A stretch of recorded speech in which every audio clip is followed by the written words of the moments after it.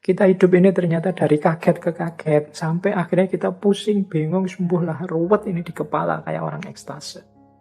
Jadi kayak orang panic attack, orang yang serba cemas. Jadi kondisi mental yang dia takut tanpa alasan, yang membuat dia ingin segera lari secepat mungkin tentang apa saja biar dia tidak dianggap tidak update, nggak dianggap kurang tahu, nggak dianggap ketinggalan zaman. Sehingga tidak ada waktu dia untuk memikirkan, merefleksikan hidupnya.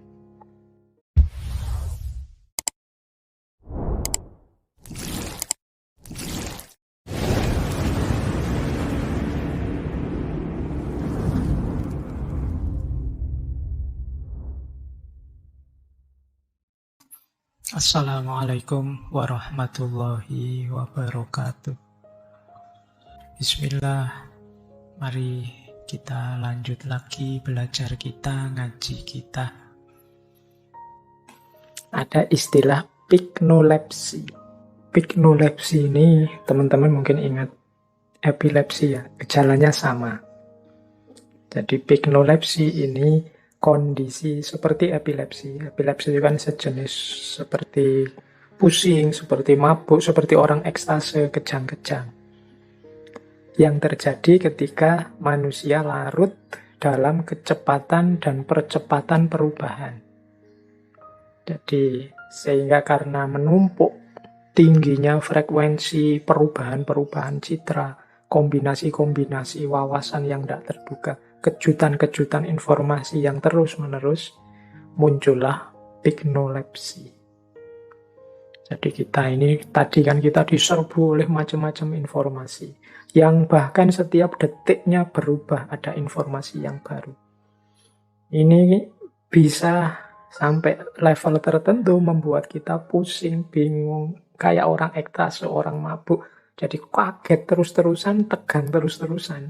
Itu kan membuat kita terus kayak orang epilepsi, kejang-kejang. Jadi ini namanya piknolepsi. Jadi ini kan, ya bayangkan ya, kita misalnya setengah jam lalu dapat informasi ini, terus kita kaget. Sekarang dapat informasi tentang hal yang sama, tapi sudah berubah lagi. Terus kita kaget lagi. 1 jam ke depan ada informasi baru lagi, beda lagi, kita kaget lagi.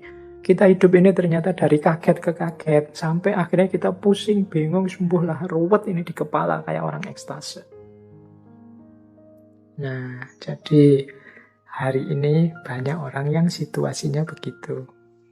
Tapi kita tidak bisa lepas dari situ. Ya makanya istilahnya membebaskan sekaligus memenjarakan. Membebaskan itu kan ya kita memang bebas memperoleh informasi apapun, tidak ada yang menghalangi sekarang.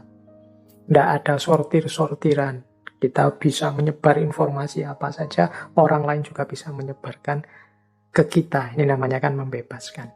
Tidak ada hambatan-hambatan seperti dulu. Tapi sekaligus memenjarakan. Memenjarakan itu kita tidak bisa lepas sekarang dari itu.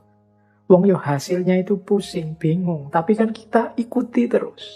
Mengapa? Kita tidak bisa lepas lagi sudah. Ada sejenis ketergantungan. Atau semacam candu di situ. Jadi kita ini seperti orang epilepsi yang kaget, kejang-kejang terus-terusan karena kita dapat bom informasi terus-menerus. Kita kayak orang epilepsi, tapi kita tidak bisa keluar. Bahkan kita sendiri mungkin tidak ingin keluar. Khawatir ketinggalan zaman tadi. Khawatir dianggap tidak update tadi. Jadi kita korbankan diri kita yang seperti orang epilepsi. Ini namanya piknolepsi. Dalam bentuk yang ekstrim nanti terjadi namanya kondisi panik. Jadi kayak orang panic attack, orang yang serba cemas. Jadi kondisi mental yang dia takut tanpa alasan, yang membuat dia ingin segera lari secepat mungkin tentang apa saja biar dia tidak dianggap tidak update, nggak dianggap kurang tahu, nggak dianggap ketinggalan zaman. Sehingga tidak ada waktu dia untuk memikirkan, merefleksikan hidupnya. Jadi kita karena ketakutan tertentu, waduh ini tidak boleh ketinggalan informasi ini. Ini apa sih? Ini kan sering itu kalau teman-teman lihat di medsos ada orang posting apa, terus kita tanya, ini tentang apa, dari mana, sumbernya mana, dan seterusnya. Karena kita ingin mengejar lagi secara lebih dalam, karena khawatir kita ketinggalan zaman. Khawatir kita ada update informasi terbaru. Kadang-kadang ada orang posting video potongan, ini lengkapnya apa ya, infonya di mana ya. Karena kita khawatir ketinggalan ini, kalau nunggu sampai selesai, wah, telat aku. Aku harus cepat mengejar. Kita panik kalau kita ketinggalan informasi. Kita panik kalau kita tidak yang lebih cepat, tidak yang pertama. Akhirnya kita tidak punya waktu untuk merefleksikan hidup kita. Kita sibuk mencermati apa yang berkembang di luar diri kita. Nah, kondisi ini nanti namanya pignolepsi. Jadi dari ketegangan-ketegangan yang secara kontinu muncul karena kita kaget terus, ada perubahan-perubahan terus-menerus, akhirnya memunculkan kondisi jiwa yang serba panik. Akhirnya kita lari secepat-cepatnya, kita melakukan apapun demi tidak ketinggalan, sampai kita lupa apa benar hidup kita itu arahnya ke sana. Kadang-kadang kan di antara kita ada yang dibela-belain, nanti mencari informasi terbaru tentang artis ini, artis itu. Padahal dia lupa, apa ya hidupnya itu nanti arahnya ke situ. Manfaatnya apa dengan dia menghabiskan waktu, tenaga, biaya untuk mengejar informasi tentang itu. Bukankah itu informasi yang kalau tahu ya syukur, tidak tahu juga tidak apa-apa. Tapi jiwa kita terkondisi untuk ketergantungan di situ. Nah, ini namanya pignolepsi. Ya silahkan teman-teman merenungi, semoga tidak ada yang sampai titik ini. Tapi yo, kalau ada ya saatnya kita merenung kembali, berefleksi. Ini kalau bahasa saya, orang-orang yang terkena sindrom ini saatnya untuk pinter-pinter masang rem dan menggunakan rem. Ini kan orang yang ingin lari cepat terus. Saatnya untuk sedikit-sedikit menjauh dan ngerem. Ini orang yang remnya kurang, karena memang situasi hari ini tuh banyak menuntut kita untuk ingin cepat terus, ingin segera, sehingga mental kita terus agak berubah. Saya ingat ada beberapa teman ngaji filsafat itu yang tidak telaten mendengarkan saya ngomong seperti ini, dianggapnya kurang cepat. Dia ingin, wah saya selalu membuat lebih cepat Pak, saya cepatkan 2 kali atau 3 kali lipat, saya tidak tahu nyamannya dia berapa, tapi biasanya dipercepat. Karena dia ingin segera selesai, segera ngerti maunya apa yang saya omongkan ini. Ya saya tidak menyalahkan sih, ya memang kebutuhan setiap orang beda-beda, tapi semoga itu tidak jadi isyarat bahwa kita mulai tenggelam dalam arus percepatan yang tidak perlu. Jadi bukan berarti, Pak berarti saya kemarin saya cepetin salah. Tidak ada yang salah. Semoga itu bukan indikasi saja dalam banyak hal dalam hidup kita yang lain. Jadi kadang-kadang kita ini tidak sadar. Yang percepatan-percepatan ini nanti mengimbas ke banyak hal. Misalnya dalam budaya. Misalnya ya efek jeleknya kadang-kadang ada orang kemudian jadi tidak sabar ngantri. Tidak sabar untuk jalan beriringan di lampu merah. Inginnya saling nyalip, ingin duluan. Tidak sabar untuk menggembalakan proses. Menggembalakan proses itu ya apa-apa ada prosesnya. Jangan kesusu. Ada orang baru belajar sekali 2 kali mendengarkan gagasannya 1-2 sufi, terus ingin segera mengalami puncak pengalaman tasawuf, terus merasa dirinya kayak wali, dan ingin segera, selalu ingin segera. Gimana sih Pak caranya saya bisa ngerti filsafat? Itu banyak pertanyaan-pertanyaan yang nadanya seperti ini. Ingin cepat, ingin segera. Padahal apa-apa itu kan menurut saya justru kuncinya ada di proses. Menikmati proses, menikmati perjalanan yang kita lakukan, itu menurut saya banyak keindahannya daripada kesusun jujuk ke hasilnya. Jadi ini untuk bahan introspeksi masing-masing ya, jangan nuding-nuding yang lain. Kita saja mulai masang rem yang pakem. Biar nanti ngerti kapan berhenti untuk muhasabah sebentar, introspeksi sebentar tentang hidup kita. Selanjutnya ya jalan lagi. Kalau bisa cepat, efektif, nggak apa-apa. Tapi kalau memang masih ada proses-proses yang harus dilewati, jangan kehilangan kesabaran untuk mengikuti prosesnya. Jangan sampai nanti teman-teman jatuhnya pada piknolepsi. Piknolepsi itu ya kondisi seperti orang epilepsi, apalagi kemudian sampai kondisi panik. Ini juga banyak hari ini saya membaca, lupa kemarin di mana manusia hari ini itu banyak yang diam-diam mengalami gejala kecemasan. Jadi khawatir, ada banyak kekhawatiran-kekhawatiran baru yang tertanam dalam diri kita, yang kita tidak sadar. Sehingga sering saya ceritakan ya gejala kecemasan ini, ada orang karena mungkin sering membaca-baca tentang kesehatan, akhirnya banyak sekali kecemasan-kecemasan dalam dirinya berhubungan dengan kesehatan.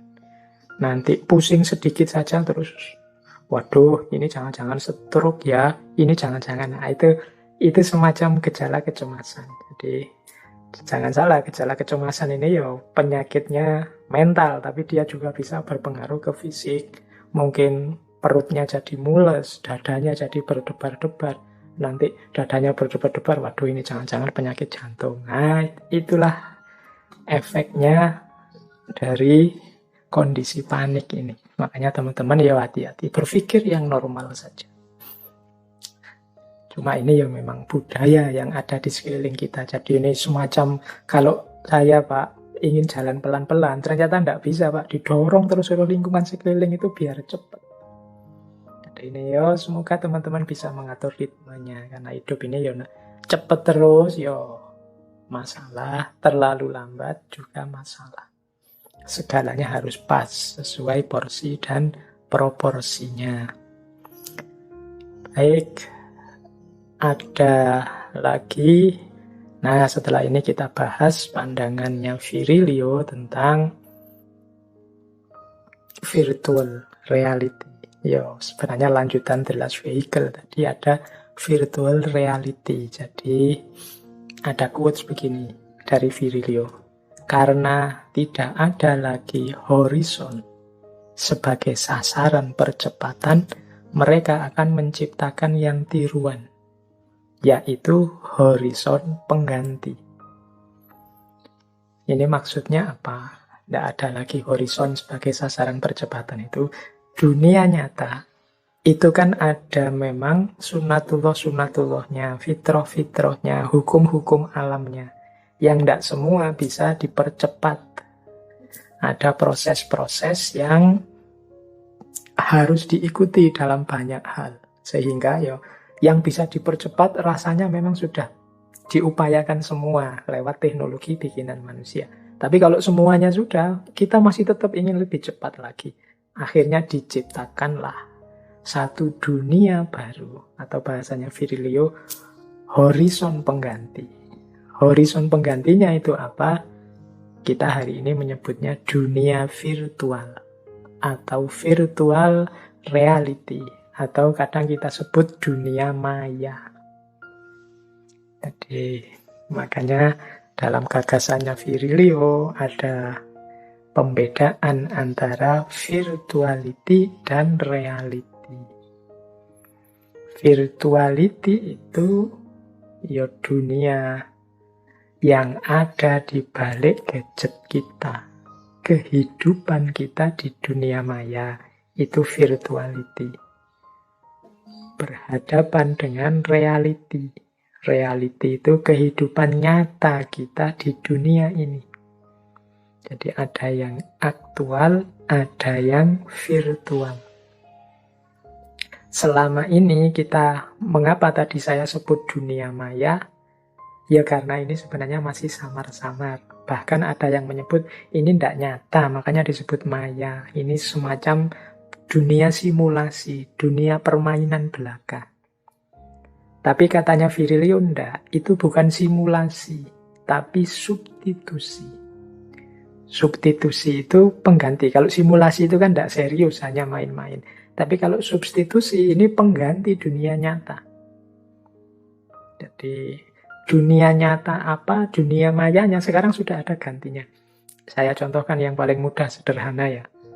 Misalnya hari ini mungkin di kampus-kampus yang sudah kuliah jarak jauh mengalami tanda tangan kita yang dosen atau yang pejabat itu kan sekarang karena tidak bisa ketemu langsung terus diganti dengan barcode.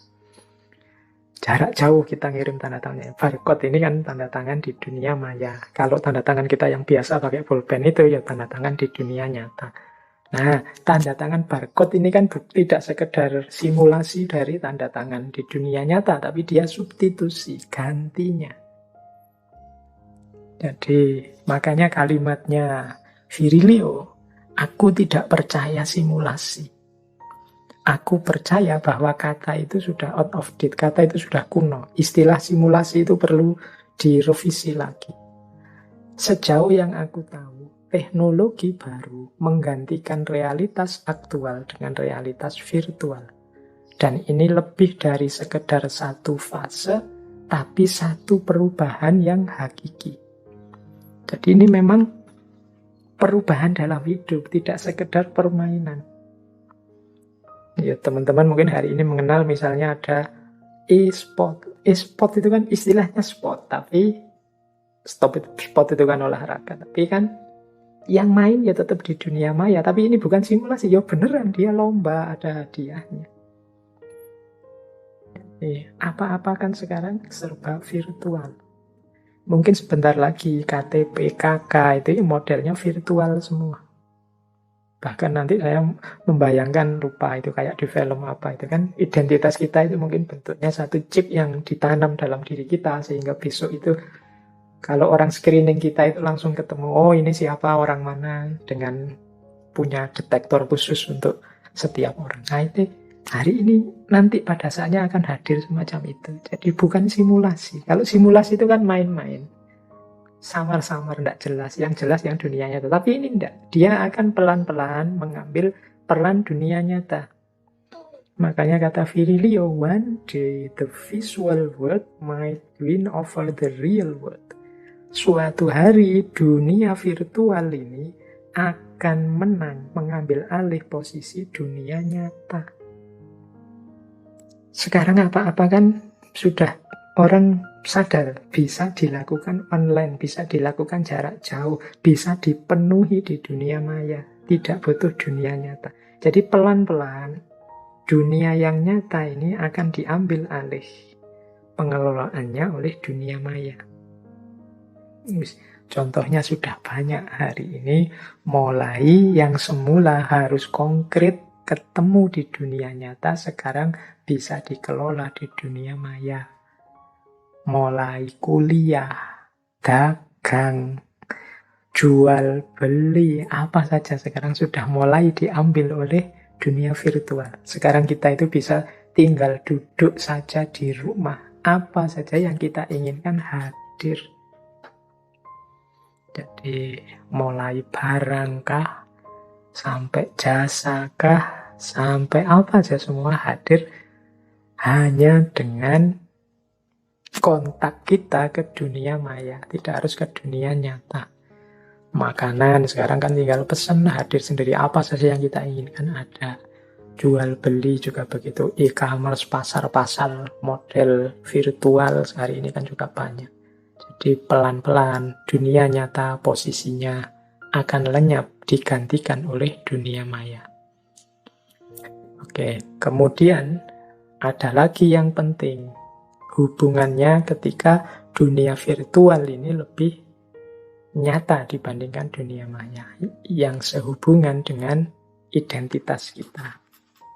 Jadi apa yang berpengaruh besar, yaitu istilahnya ketersembunyian. Jadi ketersembunyian manusia dalam virtuality. Ini nanti kalau ditarik-tarik jauh, manusia bisa kehilangan dirinya dalam dunia virtual. Coba deh teman-teman sekarang saya tanya, punya akun medsos berapa? Silahkan direnungi tiap akun medsos kalian itu, mungkin Instagramnya, mungkin Twitter, Facebooknya, atau kanal YouTube-nya. Coba dicermat-cermati apakah yang terpampang di medsos itu adalah benar diri kalian. Ataukah hanya mimpi-mimpi kalian tentang diri kalian? Ataukah keinginan-keinginanmu tentang dirimu? Atau jangan-jangan kebalikannya, pemberontakan-pemberontakanmu tentang hidupmu. Ini, karena dalam virtuality lah, semuanya serba mungkin. Mungkin ada banyak kegeraman-kegeraman, kegelisahan-kegelisahan yang kita tidak bisa mengungkapkannya di dunia nyata. Akhirnya kita lampiaskan di dunia maya. Mungkin kita sering jengkel, ingin menyerang sekelompok orang atau seseorang. Di dunia nyata tidak berani. Akhirnya kita masuklah ke dunia maya. Dan di dunia maya, ya kecenderungannya lebih aman. Mengapa? Ya kalau di dunia maya itu kita bisa membuat banyak identitas. Bahkan tanpa batas. Jadi identitas itu bisa, teman-teman kan bisa itu, aslinya orangnya tidak iso guyon, tapi tidak bisa bergurau. Tapi dalam postingannya itu selalu tentang yang lucu-lucu. Misalnya sudah terlanjur bikin akun Facebook atau akun YouTube yang cirinya adalah lucu-lucu. Nah, itu kan ya kita dipaksa oleh brand lucu tadi tiap hari posting yang lucu-lucu. Meskipun kita sedang galau, sedang sedih, sedang marah, ya postingannya lucu. Orang terus menganggap kita, wah orang ini lucu ya. Terus dianggapnya kita lucu terus. Jadi identitasnya tidak kelihatan sesuai yang ingin kita bangun. Ya wis kayak ngaji filsafat ini mungkin ya. Teman-teman ngertinya saya itu ya pas ngaji kayak gini, pas ngomong filsafat yang dalam-dalam, gagasan-gagasan besarnya para tokoh. Mungkin teman-teman membayangkan, wah Pak Faiz itu mungkin tiap hari kalau diajak ngomong sehari-hari itu yo isinya dalam terus. Yo kalian ngertinya cuma itu yo.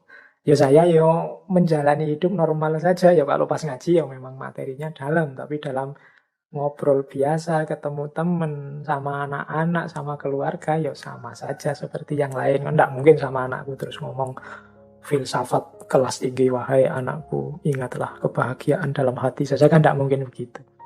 Tapi mesti sesuai levelnya dia.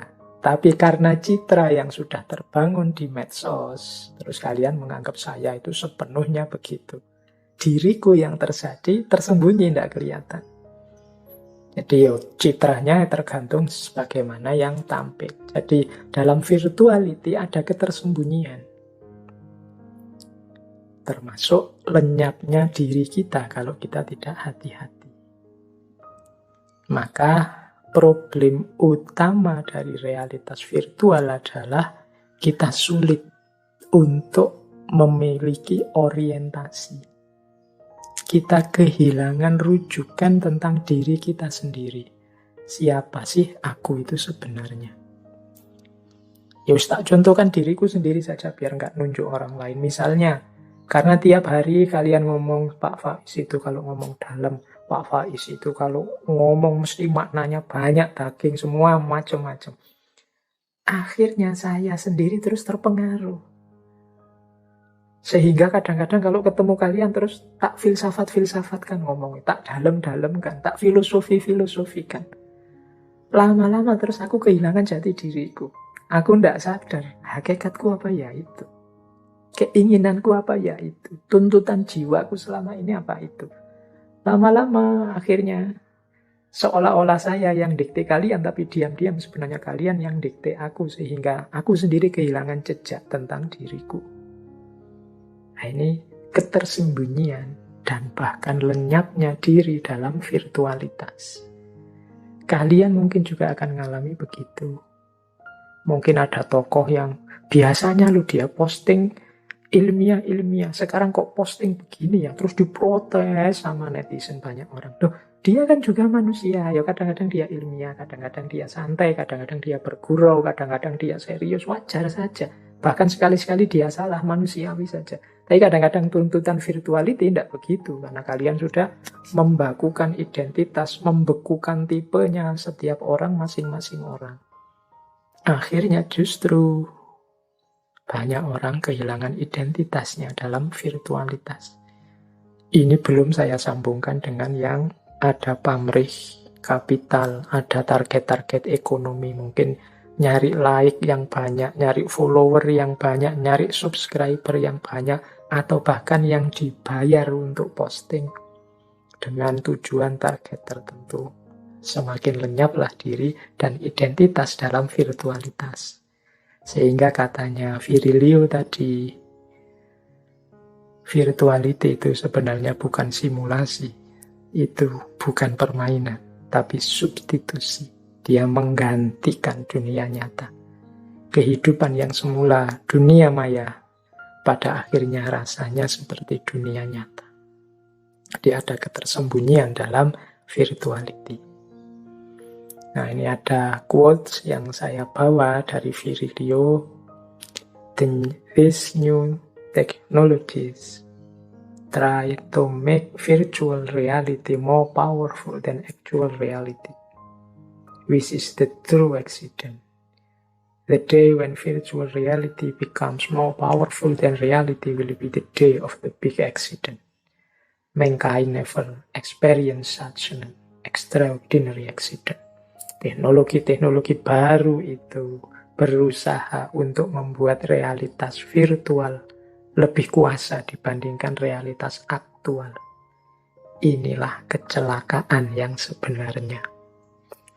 Hari ketika realitas virtual lebih kuasa dibandingkan realitas aktual akan menjadi kecelakaan besar.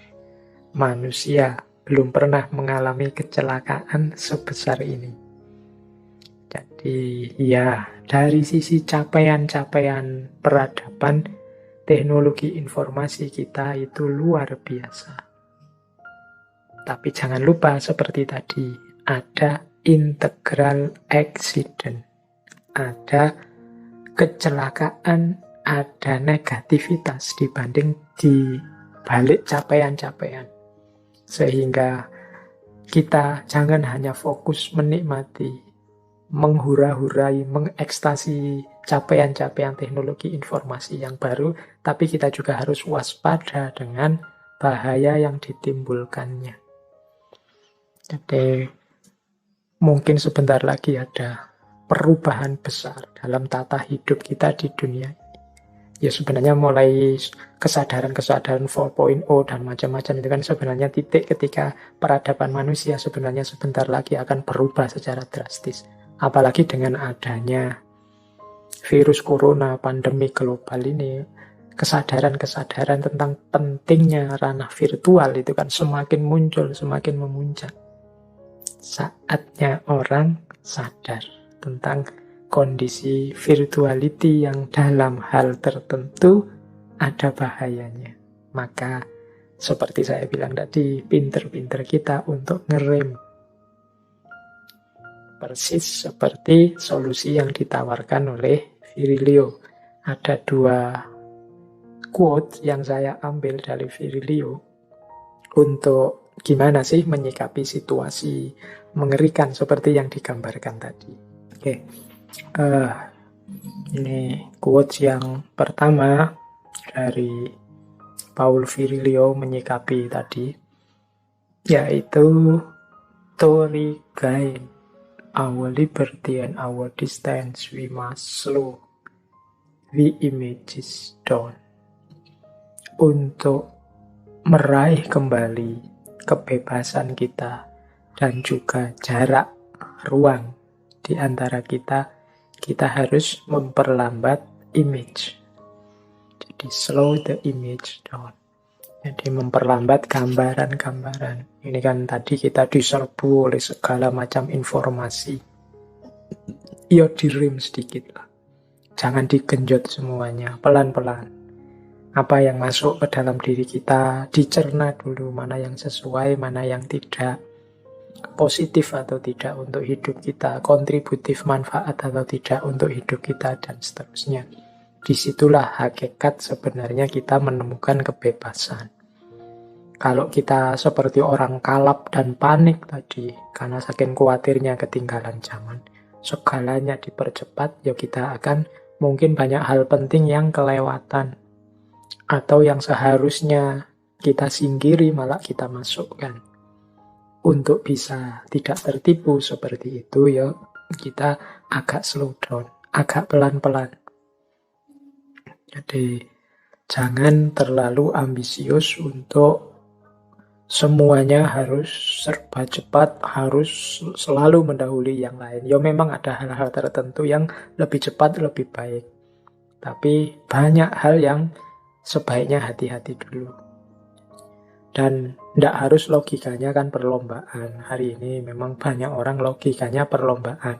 Tidak apa-apa kan kalau ada orang lain tahu lebih dulu dibandingkan kita. Kan tidak masalah. Tidak apa-apa orang lain paham lebih dulu, kita nanti dulu pelan-pelan. Kan tidak masalah. Bukan sesuatu yang dosa. Ya ada banyak hal yang memang harus cepat. Tapi sebagian besar hal itu kita harus hati-hati. Kalau dalam kajian tasawuf saya ingat ada Sufi Syekh Hatim bin Aqsom. Kata Syekh Hatim bin Aqsom itu ada 5 hal, kalau yang ini harus cepat. Berarti yang di luar ini tidak cepat juga tidak apa-apa. Sesuaikan dengan kebutuhan. Yang harus cepat itu katanya Syekh Hatim ya. Teman-teman boleh setuju, boleh tidak. Yang pertama adalah memberi hidangan tamu kalau datang. Jadi menghidangkan jamuan ketika ada tamu itu kalau bisa cepat-cepat. Jangan sengaja dilama-lamain nunggu biar tamunya segera pulang, tidak usah nyuguhin. Justru sunnahnya ayo cepat-cepat kita suguhi tamu kalau ada tamu datang. Kalau ini tidak harus ditunda-tunda, tidak harus dipikir dalam, ya wis segera. Kemudian yang kedua, pengurusan mayit. Bila ada orang meninggal itu juga harus segera, jangan nunggu, jangan dipending. Segera diurus. Kemudian menikahkan anak gadis. Kalau ada laki-laki yang sesuai memenuhi syarat, meminangnya. Dan ya tentunya mungkin sama-sama senang lah. Pokoknya sudah memenuhi syarat untuk bisa menikah, segera nikahkan. Tidak usah nunggu macam-macam. Yang harus cepat juga, katanya Syekh Hatim, melunasi hutang. Kalau memang sudah waktunya dan kita punya. Jangan ditunda-tunda, jangan uangnya saya putar dulu lah, siapa tahu dipakai bisnis nanti bisa lebih banyak, saya bisa bayar hutang juga, bisa untung dari bisnis ini. Nah, kalau memang sudah cukup untuk bayar hutang, sudah waktunya segera dibayar. Khawatirnya nanti malah kita tidak bisa bayar lagi padahal tadinya sudah mampu bayar. Karena hutang itu ya beban di dunia, beban di akhirat. Dan yang kelima, taubat. Taubat jangan dipending. Jadi, Pak, katanya tidak boleh tergesa-gesa, Pak. Saya tobatnya nanti saja ya, Pak. Tidak, kalau urusan tobat sudahlah, segera aja tobat. Tidak usah nunggu.